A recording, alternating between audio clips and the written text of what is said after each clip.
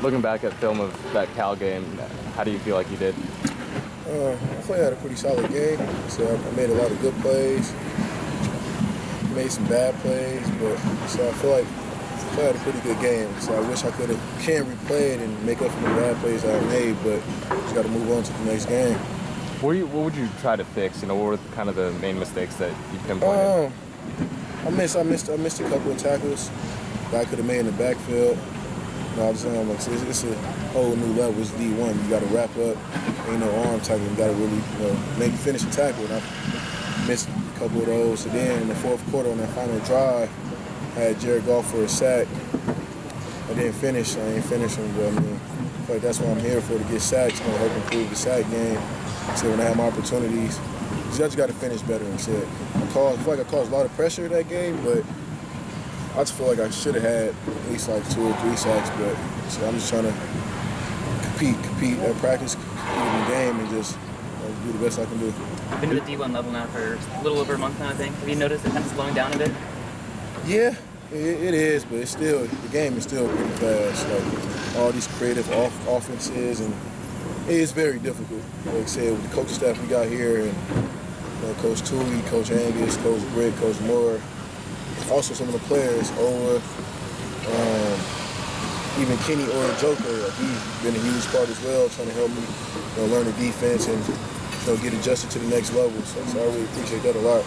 They don't have to do it, but they still help me out. Did you know heading into that game that you're going to play as much as you did? I didn't think I would get that many snaps, so I just thought they'd like bring me down on like 3rd and long or something like that. You got the quarterback, but then I kind of in my mind I kind of knew I was going back home in the Bay Area, and then Cal was a spread offense.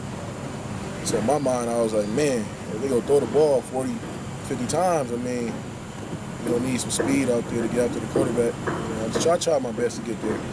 What about this week? What do you see with the game where you guys can take advantage?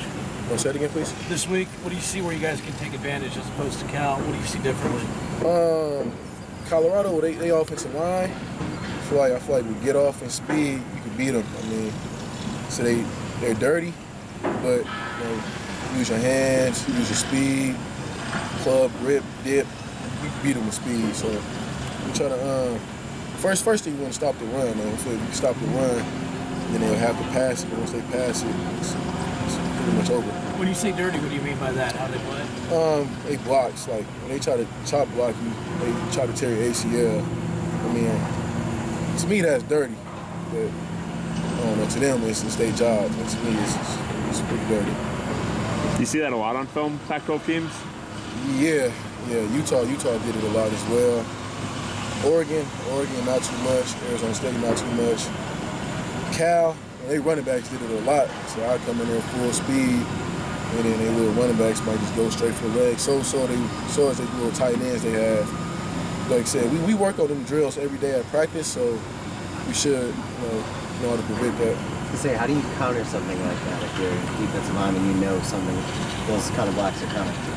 We do it. We work on it at practice a lot. Coach Angus had the drills with a big ball. We just shoot our hands first and then step back with it. You just gotta see it coming, so you just gotta use your hands. This way is to stop it. How important is it for you to get better in defending the run? It's very important. Like I said, we stop the run first, and they're gonna have to pass the ball. Like I said, I just me personally, watching Owa play, and to me he's a freak of nature.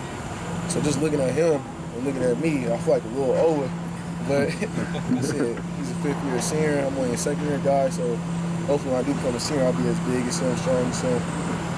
And be able to fight these big offensive linemen off. So here they're huge, like Malcolm. His forearms is as big as my arms. So it's just like you gotta pad leverage, use your hands, stay in the weight room. You guys good? Cool.